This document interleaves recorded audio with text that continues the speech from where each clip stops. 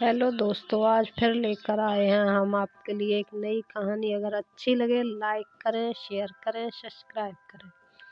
आज सासू माँ की 13वीं है। मेहमानों के बीच उदासी ओढ़कर नकली आंसू बहाते हुए बहू संजना अब उकता गई थी। एक ननद को छोड़कर बाकी सभी मेहमान जा चुके थे। सब उसे इंतजार था सास की विरासत में छोड़ी हुई चीज़ों को देखने का। उनकी अलमारी की चाबी की जानकारी केवल ननद मीना को ही थी। उसने सबके सामने अलमीरा खोली। सामने ही लॉकर की चाबी और एक कागज का पुर्जा पड़ा था। मीना ने माँ का लिखा हुआ संदेश पढ़ा। माँ ने अपने जेवर इकलौती पोती और बेटी के नाम किए थे। कैश रुपयों पर बेटे का अधिकार था। उनके सभी नए पुराने कपड़े गरीब महिलाओं में बांट दिए जाने का जिक्र था। एक सीलबंद पैकेट था जिसके ऊपर एक पिन किए हुए कागज पर लिखा हुआ था, यह पैकेट बहू के लिए है, लेकिन वो इसे अपने बेटे मेरे पोते अनुज की शादी के 1 वर्ष बाद ही खोल सकेंगे। मेरी अंतिम इच्छा है।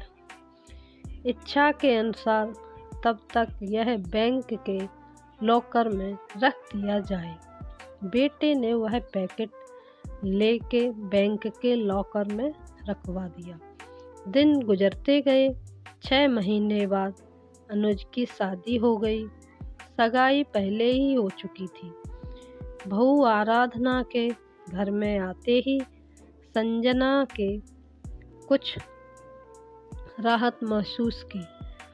अब वो अपना ध्यान अपने पति और अपने स्वास्थ्य पर ही देना चाहती थी। वह बात बात पर बहू को निर्देश देती, लेकिन आराधना उसके कहे को एक कान से सुनकर दूसरे कान से झटक देती। सास की कही हर बात का उल्टा जवाब देती थी। धीरे धीरे उसने सास को रसोई से बेदखल कर दिया। समय गुजरता रहा और संजना हालात से समझौता करती गई। अब पुराना संयुक्त परिवारों का जमाना नहीं रहा, जब सास बहू पर हावी हुआ करती थी। आज की बहुएं सास को अच्छा होने का मौका ही नहीं देती, बल्कि ऐसा माहौल पैदा कर देती हैं जिससे उसे बुरा साबित किया जा सके और मौका मिलते ही पति को लेकर उड़ जाती हैं। गई सदी के इतिहास के वे पन्ने जब सास बहू पर हावी हुआ करते थे, आज की बहुओं ने फाड़कर फेंक ही दिए हैं। सास कितनी भी पढ़ी लिखी और समझदार हों, लेकिन बहू को स्वतंत्र ही रहना चाहती हैं और इसके लिए जाल बुनती ही रहती हैं और सास का नाम ही परिवार की सूची से मिटा देना चाहती हैं। उसने तो भी ये किया था कि न अपनी सास सुमित्रा के साथ वो पढ़ी लिखी सुलझ विचारों की महिला थी और अपने पुराने विचारों की सास से मिले हुए कष्टों को भूलकर संजना को हर तरह की सुविधाएं, सहयोग और प्यार देकर सास के नाम पर लगे मनहूस धब्बे को वे हमेशा के लिए मिटाकर नया इतिहास रचना चाहती थी, लेकिन संजना क्षण भर भी खुशी न दे सकी और उसे सास की बहुत याद आ रही थी। तभी सामने लगे कैलेंडर पर उसकी निगाह पड़ गई।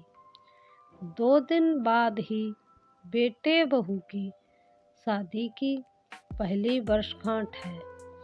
सास की वसीयत के अनुसार 1 साल पूरा हो चुका था।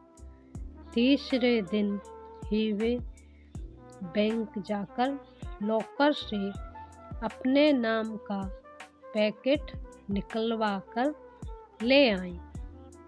मन में उथल पुथल मची हुई थी कि आखिर उसे सास ने ऐसा क्या दिया होगा।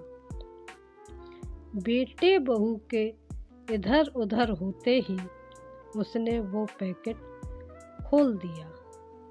अंदर सास के तह किए हुए लगभग 1 दर्जन पुराने रूमाल थे और एक दूसरा पैकेट भी था।